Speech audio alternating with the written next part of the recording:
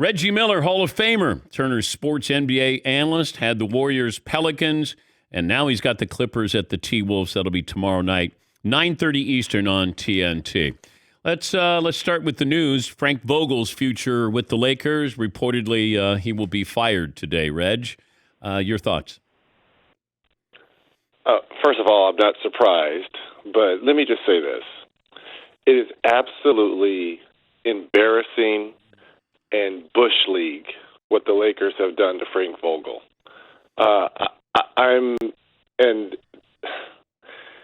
Look, I know that coaches are always the first in front of the firing line.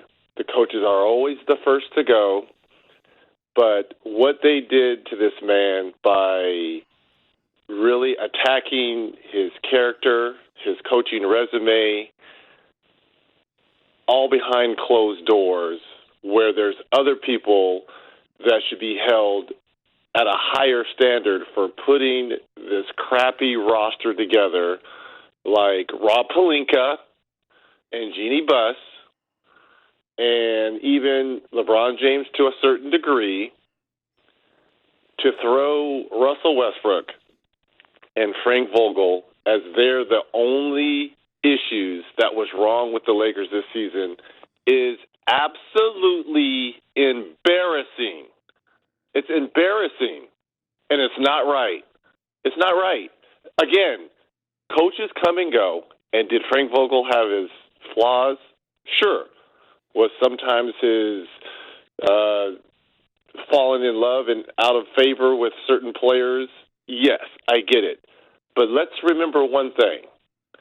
It's only 18 months ago that they won an NBA championship with him at the helm, when they had either the first or second best defensive team in the game. And all of a sudden he can't coach? He can't coach because of the roster. He did not put this roster together. So start talking about those people. That's what's embarrassing, and it's just not right to attack this man's character. It's not. And for him to face the firing squad of the media right after that game, not knowing what his fate is, and for Wojo to report that, and Wojo's just doing his job, which means he's getting sources from someone inside the Lakers organization. There's only so many people that could talk to Wojo that would have that kind of insight. And for him not to know that, it's embarrassing. Is this a desirable job, Reg? They've missed the playoffs 7 of the last 9 years. It's the Lakers. I mean, that's like saying the Yankees or the Dodgers. Of course it is, or the Cowboys. It's very desirable, but there comes expectations. They are the world's team, just like the Yankees, just like the Cowboys, and to a certain degree, the Boston Red Sox. Yes, desirable job, but comes expectations. But also, you don't control a lot in that role, it feels like. And so you're only going to be as successful as the front office is going to make you. There's only so much you could do. They made these moves. LeBron co-signed with this. And then it's up to Frank. You know, the analogy I made is you got a bad meal and you want to blame the waiter, not the chef. And that's what I feel like happened in Los Angeles. Absolutely. And I guarantee you, when Frank Vogel was probably approached and says, we're going this way with this roster, he probably looked at him crazy like, there's no way. There's absolutely no way. He did the best he could with this roster. I mean, but we knew this back in August when they were putting this roster together. We all said that. Yeah. This roster would be unbelievable if it was 2010. If it was 2010, this roster would be balling. But it's not. It wasn't. But my point is, he is not the only one responsible. Wojo needs to start calling out everyone who had a hand in this by name, not just Frank Vogel and not just Russell Westbrook. All right, what's his team? Now what do? You're going to bring in somebody. I don't know if you bring in Mike Brown, but what do you do with the roster? What can you do? You got to blow it up. First of all, you got to blow it up again. They have 9 free agents, just like they blew it up a year ago. There's 9 free agents. Russell Westbrook is probably going to opt in for that $47 million. So the bulk of your money is surrounded around 3 guys, and we know who the 3 guys are. So now you've got to bring in 9 to 10 new faces that somewhat, and on top of that, find a coach. Find a coach who's going to fit the lifestyle and fit the player complement of LeBron, Anthony Davis, and probably Russell Westbrook if he's not traded. Would you entertain the idea of trading Anthony Davis? Yes, I would. I absolutely would. He's got to show me he can stay healthy. This will only work. They will only be successful if Anthony Davis plays 75 to 78 games a year with LeBron playing a year or 2 left. That's the only way the Lakers are going to be successful. If he can't stay healthy, which he hasn't over the last couple of years, absolutely. They have no picks. At least you got to take the Oklahoma City Thunder approach to this. You've got to start stockpiling draft picks and assets. The Lakers have 0 assets other than Anthony Davis and LeBron James, which I know LeBron's not going anywhere, but it should cross someone's mind, possibly, what could you get for him? You might just have to blow the whole thing up be bad for a while, get picks, and then hope you get lucky during the draft and find a generational player, but you've got to start thinking big picture. Why is it that it felt like people with the Lakers said, hey, we got all these injuries. And then I started looking at the injuries here, and, let's look at the Golden State Warriors. Steph Curry played in. Thank you, Theodore. Thank you. Stop using that, Anthony Davis. Think of other teams that are in this same position. Steph Curry played 64 games. LeBron played 56. Draymond Green played 41. AD played 40. Clay played 31. Russ played 78. And the Warriors still won over 50 games. That's what, that excuse doesn't work. It doesn't work because of the model you just said about Oklahoma City. It doesn't work for the Brooklyn Nets, who at KD was out. Kyrie played half the games. Yeah. James Harden didn't want to be there half the time, and they traded him. They're in the play-in and probably will be in the playoffs. What about Philadelphia with the Ben Simmons saga? You think before James Harden get there, everything was on Embiid. They're in the top 4. Everyone goes through injuries. Every team went through a COVID period. Stop using that excuse, Lakers. Stop it. We're talking to Reggie Miller, the Hall of Famer, Turner Sports NBA analyst. I saw where there's a chance Ben Simmons might be able to play with the Nets in the playoffs. That is a delicate situation to try to put him in now you're in the playoffs here. What do you think about trying to incorporate him into the lineup? Look, if anyone probably could do it, it would be Steve Nash. You're right about it being a delicate situation because you don't want to break up team chemistry, but it's a guy who can help you. The thing about why I think it could work is because you're not bringing him in to score the basketball. You have enough of that in Kyrie and KD. What you're bringing him in to do is do what Bruce Brown does, but in a 6'10" body. That means pick and roll, get into the middle of the paint and do those little teardrops, or kick it out to the rest of the shooters like Curry or Kyrie or find KD. So you're asking him to do the little things and be great defensively, which we know he can do. You're not asking him to come in and score 20 points a game, and you're not asking him to play major minutes. If he could give you 15, 18, maybe 20 minutes, absolutely. Yeah. So that's why I think it could work, but a lot is going to depend on his health going forward. I don't see him playing in this play-in game, but I could see him in the first round at some point if he's healthy. The best matchup of the play-in games is which one? In the playing games, I really truly believe the one we're calling Tuesday night, Los Angeles Clippers and the Minnesota Timberwolves. It seems like the Clippers, they've been treading water all season long. Injuries. Paul George missed 50 games. He comes back with, 2 weeks left in the season. Norman Powell is back for them.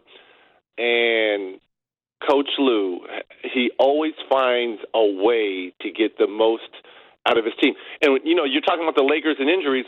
They were without Kawhi and PG all these games, and they're in the play-in situation. Lakers, your crosstown rivals. Yep. So, look, I think that's the best play-in matchup. I'm so excited because they really haven't seen Minnesota play. Coach Finch has these young guys ready to run through a wall, and their talkative leader, Patrick Beverley, who has his former team in the Clippers, is nonstop jabbering. Mm-hmm. It's going to be a fantastic matchup between those two teams. Should the Suns be the favorites? They should be the favorites. Odds on they should get to the Western Conference. I do believe they will. You don't win 64, 65 games on a fluke. They've been the most consistent team. They're well coached. They have two absolute killers in crunch time if the game is close, in Chris Paul and Devin Booker. They've got defense on the wings, who, in my opinion, the defensive player of the year, Mikal Bridges. They've got a man in the middle who can stretch the floor, block shots, rebounds in Ayton. They are the best team in basketball, but it's the time to go out and show it. I think they're still a little ticked off about being up 2-0 in the finals versus Milwaukee and losing 4 straight. This kind of reminds me of the year when San Antonio should have beat Miami in the finals when Ray Allen hit the tying 3. Yeah. And they go on to lose that series in the finals, but San Antonio comes back the next year and wins it. It kind of reminds me a little bit of that for Phoenix. They should have won last season. They didn't. They're ticked off, and they come back even better, and they end up winning the championship. I could very well see that. And then in the East, you like the Bucks. So are we looking at a repeat of Bucks Suns? I do. I really do. I How think, about if not the Bucks, then who? If it's not the Bucks, I like to go with consistency and defense. And Boston? No, I could see Miami. Okay. I could see Miami just because they're tough enough. They got championship experience in the head coach, Eric Spoelstra. Tucker is 1 year removed from winning it in Milwaukee. And I know a lot of times you don't know what you're going to get from Jimmy Butler, but what you will get is heart and hustle. And I think Bam Adebayo doesn't get enough credit for what he does at both ends of the floor. I could see Miami, if it's not Milwaukee, I could see Miami representing the East. What is it about Jimmy Butler that's a mystery, Reg? I think he's a throwback to the 80s and 90s type players where he holds his teammates, as well as we saw in the video, coaches accountable. He gets into it with his teammates, and I respect him. I love him. I love his fire. I always have. I think his heart is always in the right place. To me, I think there's always better times for him to display that as opposed to on the court with millions watching in today's age with cameras everywhere. But I always think his heart is always in the right place because at the end of the day, all he wants to do is win. Yeah. I saw where Kyrie was disappointed that he was not on the 75 greatest players of all time list. And I think he referred to conspiracy theorist kind of, that's the reason why he's not on the top 75. Talent-wise, he should be, but he was never first-team All-Pro. He did hit one big shot, but should Kyrie be on the top 75 players of all time? And why isn't he? You can make a case for a lot of people: Dwight Howard, Vince Carter, Tracy McGrady, and obviously Kyrie. There's a lot of players. Alex English. So everyone has a gripe, and I understand where he's coming from. And as a player, you should feel that, right? He should feel that. And you're right about the talent-wise. Talent-wise, absolutely. But he's been injured. He's been hurt a lot. I know he has a championship to his name, and the reason why they have that championship is because of that big shot he made. But everyone has a gripe who's on the outside looking in, and rightfully so, they should be. You should feel like you're one of the top 75 players in the world. And I think that it's talent-wise, he's as good a ball handler as I've ever seen. I just don't know if he's a great player all the time. I think he's a fascinating player. I can't count on him. And then when he wanted to have his own team in Cleveland, LeBron came in. He did hit the big shot. Then he wanted to have his own team. He went to Boston. That didn't work out well. Then he goes to Brooklyn and decides, Katie, I'm not going to be playing home games with you. So I think he's definitely interesting. But I don't know if he's a top 75 player. Talent, yes. Player, no. And I think all those things that you just outlined probably factored into whoever was doing the voting for this 75 team, right? I'm sure they laid all that out and went through the pros and cons. But let me be clear here.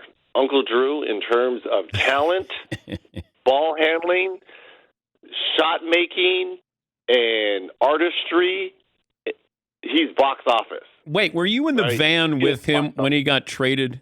When you guys were shooting that movie? Yeah, it was Shaq, myself, C. Webb, and Kyrie, and we're getting ready to do our van scene, and we all had our phones underneath like one of the pillows in there, and they all went off at the same time, and we all looked at it, and then we all looked at him. He just started shaking his head. He's like, "Okay, well, I guess I'm going to Boston." We were like, "Well, okay, let's do this." Yes, we were. Is there a sequel? God, I hope so. That was fun to make. It was fun. It looked like you guys had a lot of fun, but I haven't heard anything about a sequel.